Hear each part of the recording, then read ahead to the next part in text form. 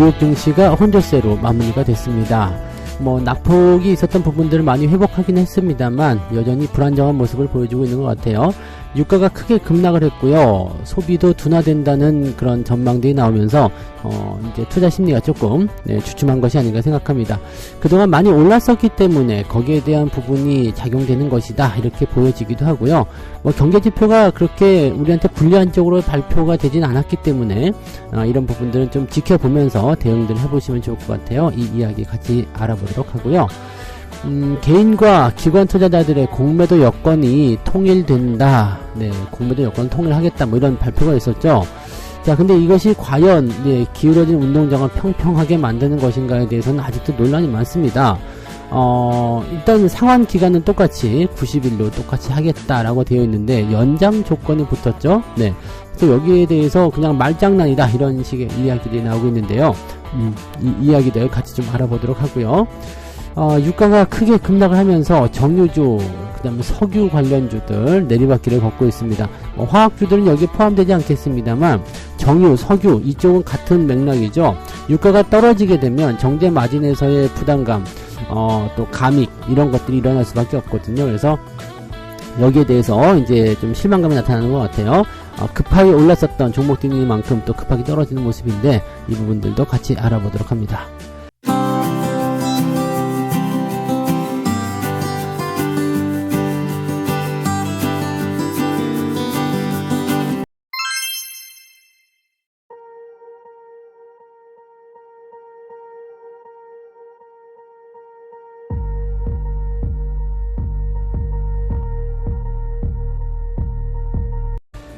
네, 반갑습니다. 자, 오늘은 11월 17일 금요일입니다.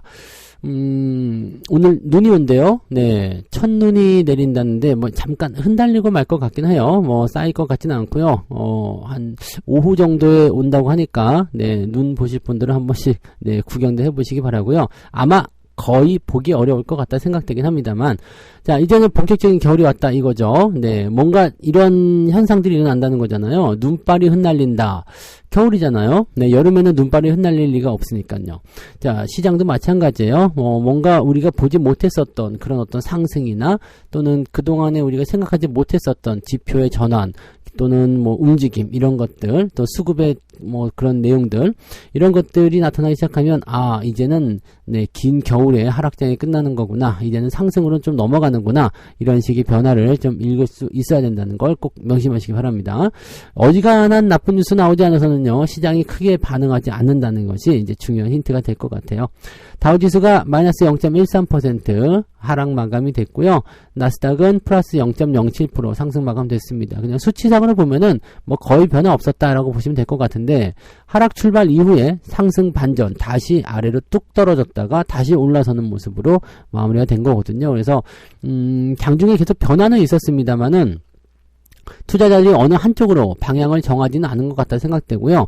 굳이 따져본다라면 아래 꼬리가 길게 달린 형태에서 양봉 형태로 마무리가 된 그런 형태의 느낌이기 때문에 시장에 대해서 그렇게까지 모양새가 부담스럽거나 그렇지는 않습니다. 아래 꼬리를 달아준 양봉 형태 좋은 내용이라고 볼 수 있잖아요. 그래서 지금 현재 시장 상황에서는 여러 가지 재료들이 산재되어 있습니다만 그렇게까지 크게 부담 갖을 만한 내용은 아니다라고 생각하시면 됩니다. 내용을 좀 살펴볼게요. 신규 실업수당 청구 건수요. 자, 23만 1000건. 예상치대로 나온 것 같아요. 특별하게 나쁘진 않았던 모습인 것 같고요. 지금 실업수당을 청구한 이 사람들의 숫자가 2년 만에 최대치로 늘어났다. 연준이 계속해서 고용이 좋아요 라고 얘기할 수 있었던 그 부분들이 점점점 이제 무너지고 있다 보시면 되겠죠. 그래서 고용지표에 대한 부분들이 살짝 이렇게 주춤거리는 모습을 만들어내게 되면 이제 실업률이 더 올라가겠죠. 실업률이 4%를 넘기게 되면은요, 연준은 금리 인하를 고려하기 시작해야 됩니다. 그래서 지금 3.8%인가요? 그 정도 나와 있죠? 4% 넘어갈 수 있어요. 실업률이 이제 12월달 발표가 4% 넘어가기 시작하고, 내년도에 약간 그런 것이 더 본격화된다라면, 그런 부분들이 이제 금리 인하 쪽으로 바로 연결되는 상황이 있을 수 있겠죠. 자, 어쨌든 그런 내용들이면 될 것 같고요. 일자리를 찾는데 일단 사람들이 어려움을 느끼고 있다라는 쪽으로 되어 있습니다. 하지만 여전히 23만 명대 이 부분들은요, 노동시장이 아직까지는 괜찮다. 왜냐면 4% 아래쪽으로 움직이고 있는 상태니까요. 네. 근데 이런 부분들이 또 이제 다르게 또 방향이 만들어진다라면 이제 고용지표에 대한 어떤 부담감들이 당연히 금리 인상을 못하게 막는 중요한 요소가 됩니다. 경기 부양이 나타날 수도 있어요. 네, 그래서 그렇게 보시면 되고요. 수입 물가도 지금 0.8% 급락을 했답니다. 그래서 지금 CPI, PPI에 이어서 수입 물가까지도 떨어졌다라고 되어 있죠. 지금 에너지 수입 가격이 급락을 했다라고 얘기가 나옵니다. 그래서 전체적인 수입 가격이 낮아졌다. 그러니까 이 에너지가 그동안 얼마나 많이 영향을 줬는지, 또 유가 이런 부분들이 네, 이 인플레이션에 얼마나 큰 영향을 줬는지를 알 수 있는 부분이겠죠. 자, 얘네들이 지금 이제 뚝뚝 떨어지고 있는 상태니까 여기에 대해서 기대감을 좀 가져볼 필요는 있을 것 같아 보입니다. 네. 자, 그 다음에 이제 소비와 관련된 내용들. 월마트의 그 최고 경영자가 앞으로 몇 달 안에 디플레이션 기간이 나타날 수도 있다라고 얘기합니다. 이 디플레이션 같은 경우는 가격이 인하, 뭐 계속 떨어지는 것을 이야기하죠. 인플레이션은 가격이 올라가는 거고요. 디플레이션은 가격이 떨어지는 겁니다. 근데 이 디플레이션이 나타나게 되면 인플레이션보다 더 안 좋다, 경기 침체다 이렇게 얘기하게 됩니다. 아니, 가격이 떨어지면 사람들이 사지 않겠어요? 라고 생각하지만 소비가 늘어나지 않습니다. 왜냐면 여러분도 한번 생각해 보세요. 1,000원짜리 제품이 내일은 900원이래요. 오늘 살 거예요? 안 사겠죠. 내일 900원이 됐어요. 근데 그 다음날 800원이 될 거래요. 그 다음날도 안 사겠죠. 언제까지요? 다 떨어진다고 생각될 때. 근데 다 떨어질 수가 있을까요? 없을까요? 없겠죠. 뭔가 계기가 있어야 되거든요. 사람들이 계속 안 사면 물건이 안 팔리기 때문에 재고가 계속 증가하고, 그런 상황에서 가격이 계속 인하되는 건 당연하잖아요. 그래서 이렇게 되면은 기업들도 물건을 더 만들지 않고 사람들은 물건을 사지를 않고 이렇게 되니까 경기 침체로 들어가게 된다. 이게 어느 임계점에 도달을 해야지만이 상황이 해결이 되고 분위기가 바뀌게 되는 거죠. 그래서 뭐 단기간에 나타나는 디플레이션 같은 경우는 뭐 경기 침체를 보기는 어렵겠습니다만, 현재 시점에서 소비가 감소한다라는 어떤 부담감을 우리가 지울 수는 없을 것 같다 생각되긴 합니다. 월마트 같은 경우는 뭐 실적 발표를 했는데 뭐 시장의 예상치와는 거의 비슷했던 것 같아요. 근데 향후 소비가 감소할 수 있다, 뭐 이런 식으로 얘기가 나온 거잖아요. 지금 몇 달 안에 디플레이션이 나타난다, 소비가 줄어든다, 이렇게 얘기가 나오니까 주가가 무려 8%나 떨어집니다. 그냥 말을 하지 않으면 돼요. 그죠? 네. 우리가 열심히 잘하고 있습니다. 경기가 좋아지고 있습니다. 이렇게 말해주면 되는데, 굳이 뭐 몇 달 안에 디플레이션이 나타나서 뭐 소비가 줄어들고 실적이 어쩔 것 같아요, 뭐 이렇게 얘기해버리게 되면은 사실 뭐 답이 안 나오는 거죠. 근데 뭐 그렇게 말했다고 떨고 뭐 이렇게 나올 수도 있겠죠. 자, 뭐 하여튼 뭐 그런 부분들이고요. 네, 대체적으로 이제 월가에서는 뉴욕 증시가 쉬어가고 있는 구간이지만 곧 상승 랠리를 다시 보여주게 될 것이다 라고 얘기를 하고 있기도 합니다. 현금을 보유하라고 이제 계속 주장하고 있었던 바클레이즈라는 사람이 이제는 위험을 좀 감수하면서 주식을 조금 사봐야 되지 않겠습니까? 라고 얘기를 하고 있다고 합니다. 아마 얘가 저의 방송을 계속 듣고 있으리라 생각하지 그건 아니고요. 네. 자, 아무튼 그런 식이고요. 기업들 내용들 보시면 유가 급락에 따라서 유가가 지금 한 5% 빠졌죠. 그래서 유가 관련한 종목군들 하락세를 좀 보였고요. 국제 수익률이 하락하면서 기술주들은 상승세를 좀 보였다고 되어 있습니다. 뭐 근데 대부분 보면은 이제 반도체라든지 이런 쪽 빅테크 쪽의 움직임들이 좀 좋았어요. 그래서 알파벳, 애플, 엔비디아 전부 다 상승세 보였고요. 테슬라는 3% 이상 하락을 했습니다. 이 전기차 관련한 부분에서는 계속 찬바람이 불고 있거든요. 이 부분들은 한번 고민을 많이 하셔야 되겠습니다. 지금도 보니까 뭐 여러 가지 얘기들, 잡음들 많이 들리는데, 전기차에 대해서는 뭐 각자 생각하신 대로 또는 투자를 뭐 이렇게 방향을 잡고 계실 거 아니에요. 그죠? 그런 어떤 원칙이나 기준대로 움직이겠다, 뭐 말릴 생각은 없습니다. 뭐 그렇게 하시는 것은 어차피 자기의 어떤 투자 신념이나 이런 것들 보고 가는 게 중요하니까 그렇게 하시면 되겠습니다만, 너무 푹 빠져 계시면 안 될 것 같다. 일단은 객관적으로 보기 위해서는 그것만 보시면 안 되거든요. 조금 한 발 뒤로 멀리 서서 네, 좀 멀리 내다보면서 대응하시면 좋지 않을까. 어떤 쪽으로 움직이고 있는지, 상황이 어떻게 바뀌고 있는지 그런 건 알고 계셔야 되지 않을까 생각하니까요. 그런 부분들 참고해 주시면 좋겠습니다. 자, 어쨌든 네, 시장 상황은 그렇게까지 나쁘지는 않아요. 네, 썩 좋지도 않지만 그게 나쁜 시장 상황도 아니더라. 뭐 일단은 악재에 대한 부분들이 많이 해소가 되고 있기 때문에 여기서는 좀 뭐 안정감 있게 생각을 하셔도 좋지 않을까 보여집니다. 네. 자, 두 번째 이야기 넘어가 볼게요. 기울어진 운동장을 평평하게 만들겠다. 개인과 기관의 공매도 여건을 통일하자. 자, 금융당국하고요, 국민의힘, 이게 이제 민당정 협의회를 열고, 네, 뭐라고 읽는 거예요? 민당정 협의회겠죠? 네. 아무튼, 요거를 열고서 공매도 제도 개선 방안을 논의했다. 그래서, 뭐, 여러 가지 이제 그 규제를 통일해보자. 네, 이렇게 얘기를 했다고 합니다. 그래서, 뭐, 등등등 했는데, 이제 기관의 그 대차 거래 상환 기관은 원래는 제약이 없었죠. 근데 개인과 같이 90일로 하자라고 일단은 못을 박았대요. 근데 문제가 뭐냐면 연장을 할 수 있다. 이거에서 지금 뭐 별로 바뀐 게 없지 않느냐 이거죠. 자, 상환 기간은 90일이야. 근데 연장해도 돼. 그거랑 계약 기간이 없었던 공매도랑 뭐가 다르냐 이거죠. 나는 그냥 이제 내가 갖고 싶다 갚을게 라고 하는 거하고, 자, 일단은 90일 안에 갚을게. 근데 그 안에 못 갚으면 연장한다. 네, 이거는 뭐 다를 게 전혀 없지 않을까 생각되는데요. 뭐 이 연장의 횟수를 뭐 한 번밖에 못 한다. 네. 1회에 하나여 한 번 연장할 수 있다. 아니면 2회에 하나여 한 번 연장할 수 있다. 이렇게 해놓게 되면 이 공매도에 대한 제한 기간이 걸려버리기 때문에 이렇게 되면은 좀 더 이제 그 괜찮다고 볼 수 있겠죠. 뭐 우리 개인들 같은 경우도 이제 뭐 연장 가능합니다. 뭐 똑같지 않냐 이렇게 얘기를 할 수도 있겠죠. 근데 이게 어떤 문제가 있냐면 돈이 많은 사람, 이게 돈지랄이라고 하잖아요. 돈이 많은 사람들은요, 결과적으로는 연장을 계속해서 진행하게 됐을 때 유리하게 작용할 수가 있죠. 근데, 개인들은 그 정도까지 돈이 있지 않아요. 그리고 계속 연장한다. 이거 사실 개인들이 버티기 어렵죠. 그래서, 연장이라든지 이런 문구 없이 그냥 90일 안에 다 상환하는 걸로 하자. 아니면은 뭐 90일이 지났을 때 부득이한 상황이 있다라면 한 번 정도 연장시켜주자. 이렇게 되면 좋지 않을까 생각이 듭니다. 근데 지금은 뭐 횟수가 정해져 있는 것 같지는 않더라고요. 그냥 연장이 가능하다. 이건 뭐 연장을 거듭하면 뭐 기한이 없는 거나 똑같은 거 아닐까 생각이 드는데요. 아니면 연장할 때마다 저런 거 있잖아요. 뭐 이자를 한 100%씩 올린다는, 100% 이자는 좀 그런가요? 막 계속 올린다든지, 뭐 이런 거요. 네.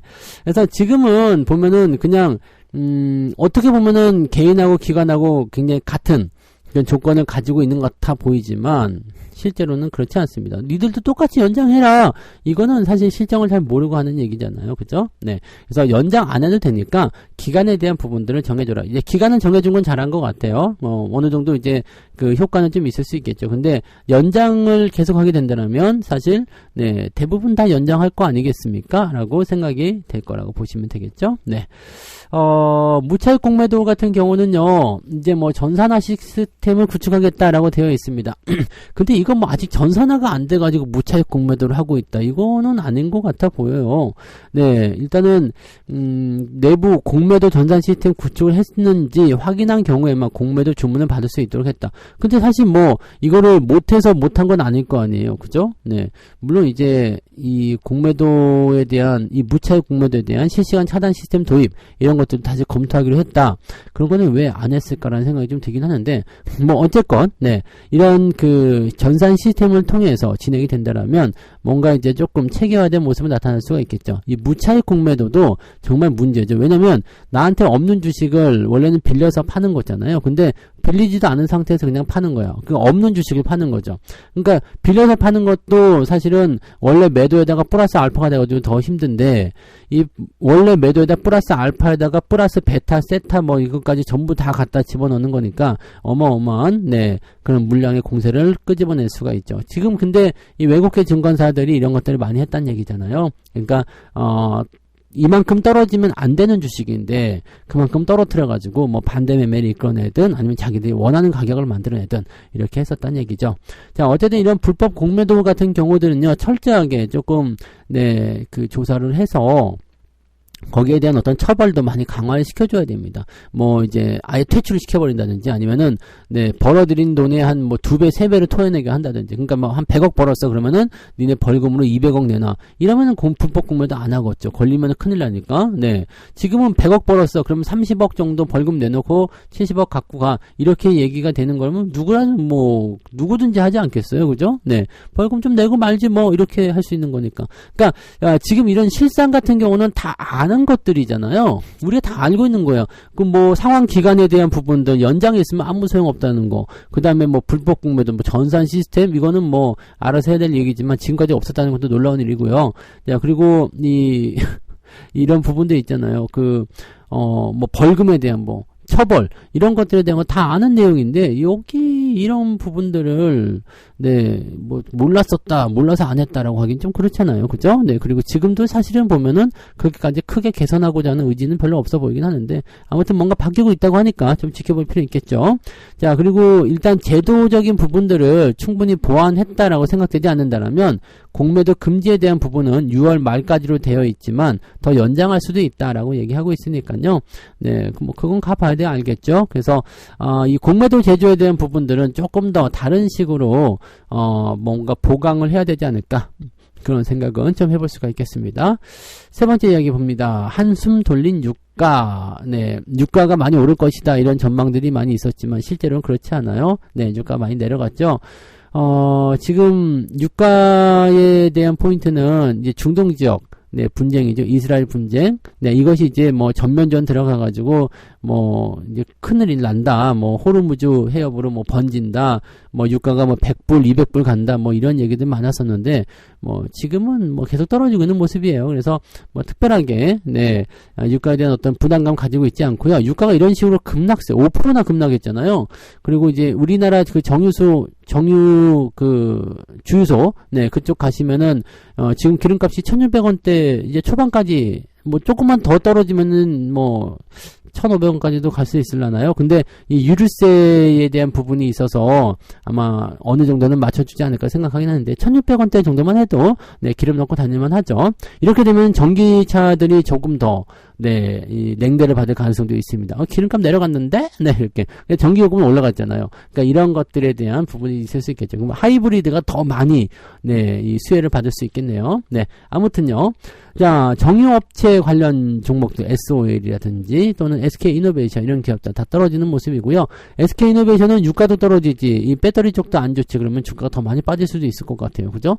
이런 모양새 있고, 또 이제 석유를 판매하는 업체들 있잖아요. 흥구석유, 뭐 한국석유, 뭐 이런 기업들, 뭐 극동유화, 대성산업, 중앙에너비스 이런 기업들도 낙폭이 좀 커지고 있습니다. 그래서 그때 중동지역 전쟁 발발 이후에 계속 그냥 급등세 보였었는데 그 이후로 떨어지기 시작하는 부분들이 많이 만들어지고 있습니다. 이런 것들 지금 밑에서 뭐 역발상이니 뭐니 생각하면서 잡으시면 안 되겠죠. 현재로서는 이제 이벤트성 재료가 지나갔기 때문에 주가가 더 하락할 수 있는 상황이 되는 겁니다. 뭐 기술적 반등이라든지 이런 것들은 잠깐씩 나타날 수 있겠습니다만 결과적으로는 다시 올라가기 어렵다라고 보는 것이 맞겠죠.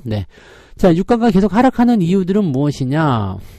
지금은 이제 뭐 계속 떨어지고 있어서 70불대, 뭐 200불 간다 얘기도 있었고요. 그것도 뭐 말이 안 되는 얘기긴 하죠. 그래서 그런 것들은 말이 안 된다 얘기 해드렸었는데, 뭐 100불 정도까지는 우리가 예상할 수 있었죠. 뭐 워낙 이제 분위기도 삭막했었고요. 그 정도까지 예상하는 사람들도 많이 있었죠. 그래서 100불 정도까지는 예상할 수 있었는데, 뭐 100불이고 나발이고 간에 이제 90불도 못 넘어가고, 그냥 다시 밑으로 쭉쭉 떨어지는 형태의 모습이죠. 자, 이렇게 됐을 경우에는 어떻게 되느냐? 유가가 올라가면 정제 마진이 일단 올라가요. 그래서 정유주들이 굉장히 좋은 기대감을 보여줄 수 있는데, 반대로 유가가 이렇게 떨어지게 된다 그러면 실적이 감소하게 될 가능성이 높겠죠. 그래서 그런 부분들이 좀 있다라는 거 참고하시고요. 지금은 이제 수요가 많이 줄어든다라는 부분이 이제 유가에 어떤 영향을 주고 있는 것 같더라고요. 그래서 수요가 줄어든다. 그럼 경기가 별로 안 좋다는 얘기나 마찬가지긴 한데 지금 뭐 감산을 하고 있음에도 불구하고 주가가 이렇게 떨어지고 있다, 유가가 떨어지고 있다는 것은 그만큼 뭐 이제 기름을 쓰는 그런 어떤 수요가 많이 줄어들었다, 소비가 많이 줄었다, 이런 식으로 볼 수밖에 없겠죠. 자, 감산을 하고 있긴 한데 이 감산에 대한 부분들이 나중에 이제 원유 공급 확대 이런 쪽으로 넘어가게 된다라면은 유가가 계속 약세를 만들 수밖에 없지 않겠느냐라고 볼 수밖에 없겠죠. 유가를 끌어올리기 위해서는 이제 더 감산을 지속한다거나 아니면 더 많이 생산량을 줄인다거나 이렇게 되는데, 생산량을 줄이게 되면 기름 팔아먹고 사는 사람들은 어떻게 될까요? 네, 많이 안 팔리니까 돈벌이가 잘 안 되겠죠. 그래서 그런 쪽으로 생각하면은 일단 일정량 이상은 또 낮추기가 어렵고요.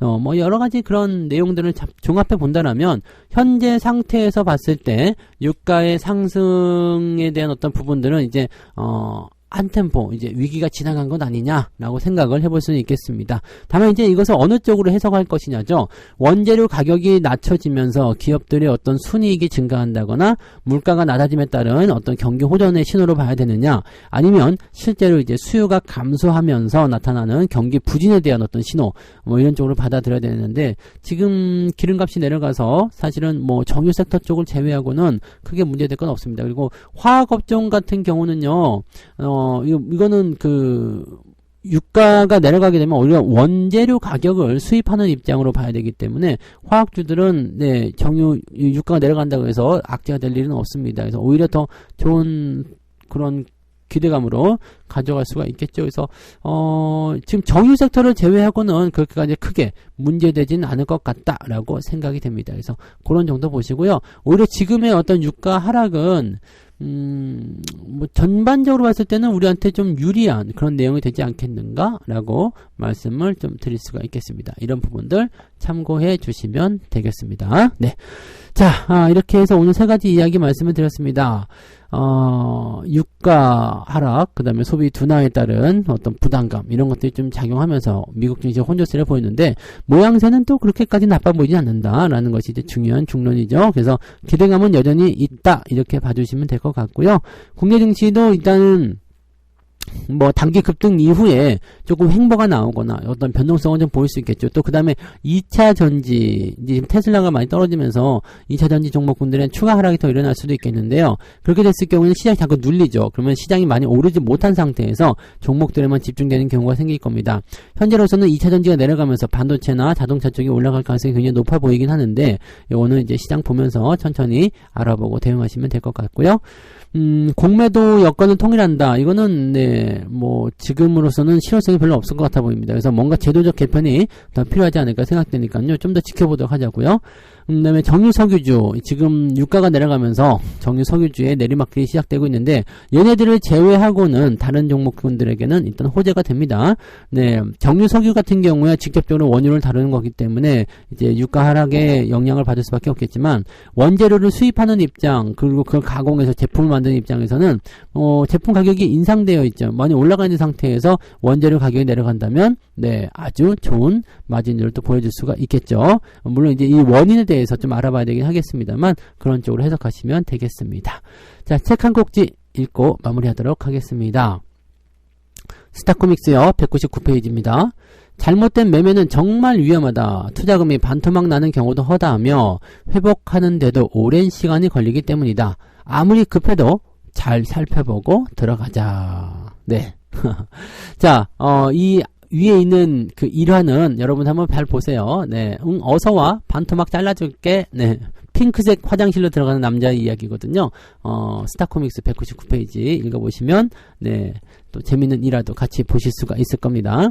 자, 책 많이 읽으시고요. 뭐 꼭 이 책이 아니더라도 다른 책들 많이 읽어서 나쁠 거 없습니다. 많이 봐서 나쁠 거 없고요. 네, 주식책을 많이 읽는다고 해가지고 내가 혼란에 빠질 수는 없습니다. 그래서 여러분들 내가 기준, 원칙 이런 것들이 아직 정립되어 있지 않다면 많은 책들을 읽으시고 또 많은 상황들을 간접적으로 경험하시면서 여러분들의 투자 스킬을 많이 키우시기 바랍니다. 자, 오늘은 주말이기 때문에 너무 한쪽으로 쏠리는 매매는 하지 마시고요. 아침에 오히려 잘 못 올랐다면 오후에 올라갈 가능성이 높습니다. 오늘 분위기는 그렇게까지 나쁘지 않기 때문에 여유 있게 보시고요. 다만 조심해야 되는 거 2차 전지의 변동성, 이 부분은 반드시 체크하고 보시기 바랍니다. 그리고 수급의 이동이 어떻게 되는지 아시겠죠? 네, 계속 잔소리 같아서 네, 그만 얘기할게요. 네, 저는 장중 시간대 다시 오도록 하겠습니다. 장중 시간대 보고요. 자, 오늘도 화이팅 하시기 바랍니다. 고맙습니다. 본 방송에서 제공되는 모든 정보는 투자 판단의 참고 자료이며 투자의 최종 책임은 본 방송을 이용하는 본인에게 있습니다.